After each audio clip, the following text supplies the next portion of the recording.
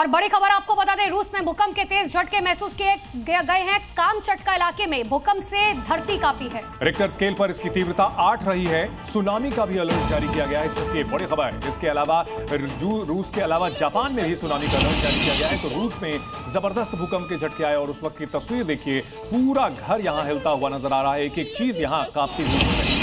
तो Richter scale पर देखिए इसकी तीव्रता 8 रही है, जो बहुत ज्यादा मानी जाती है। और भूकंप से किस तरीके से धरती हिली है, ये तस्वीरें कैद हुई। देखिए पूरा घर कांपता हुआ आपको नजर आएगा। ऐसे में लोग बाहर भागते हुए नजर आए। हालांकि सुनामी का भी अलर्ट जारी किया गया है और भूकंप से जो धरती हिली है, इसकी तस्वीरें आपके सामने हैं। इस भूकंप के आने के बाद चीख पुकार मच गई। 8 तीव्रता का भूकंप, यानी बहुत ही भयानक भूकंप आया था कामचटका इलाके में। और जी न्यूज पर एक्सक्लूसिव तस्वीरें दिखा रहे हैं। रूस में भूकंप के बाद देखिए किस तरह घर का एक एक सामान हिलता हुआ दिख रहा है।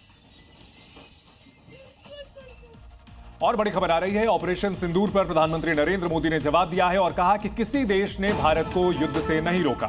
22 अप्रैल की घटना का बदला हमने लिया, दुस्साहस का फिर जवाब मिलेगा। प्रधानमंत्री नरेंद्र मोदी ने कल लोकसभा में भाषण दिया, संबोधन दिया और इसी दौरान प्रधानमंत्री नरेंद्र मोदी की तरफ से साफ तौर पर क्लियर कहा गया कि किसी भी देश की वजह से हमने ये युद्ध नहीं रोका था।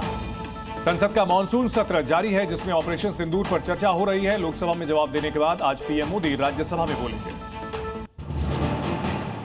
आज पीएम मोदी राज्यसभा में ऑपरेशन सिंदूर पर विपक्ष की ओर से पूछे जा रहे सवालों का जवाब देंगे।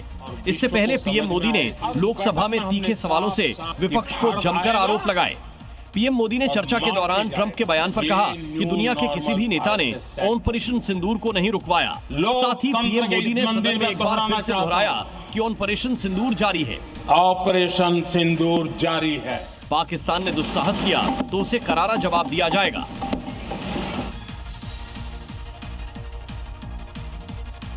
आगे आपको दिखाते हैं देश से जुड़ी हुई 5 बड़ी खबरें।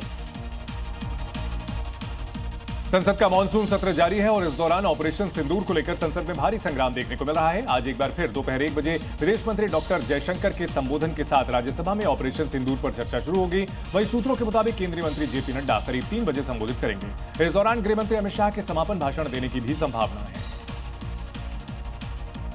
तो वहीं ऑपरेशन सिंदूर पर मंगलवार को भी संसद के दोनों सदनों में भारी बहस देखने को मिली। राज्यसभा में पहले रक्षा मंत्री राजनाथ सिंह ने सैन्य कार्रवाई की विस्तार से जानकारी दी।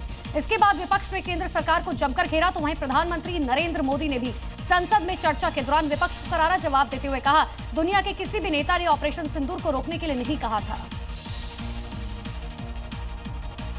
वहीं पीएम मोदी के ऑपरेशन सिंदूर पर बयान को लेकर लोकसभा में विपक्ष के नेता राहुल गांधी ने जमकर हमला बोला और संसद के बाहर राहुल गांधी ने निशाना साधते हुए कहा कि सरकार भारत पाकिस्तान संघर्ष में चीन की भूमिका पर बात करने से बचती रही है। उन्होंने कभी भी ये स्पष्ट रूप से नहीं कहा कि ट्रंप झूठ बोल रहे हैं। राहुल ने आगे पीएम मोदी पर निशाना साधते हुए कहा कि उन्होंने पूरे भाषण में एक बार भी चीन का जिक्र नहीं किया। राजस्थान के उदयपुर में हुए कन्हैया लाल हत्याकांड पर आधारित फिल्म उदयपुर फाइल्स की रिलीज को लेकर अभी भी पेच फंसा हुआ है।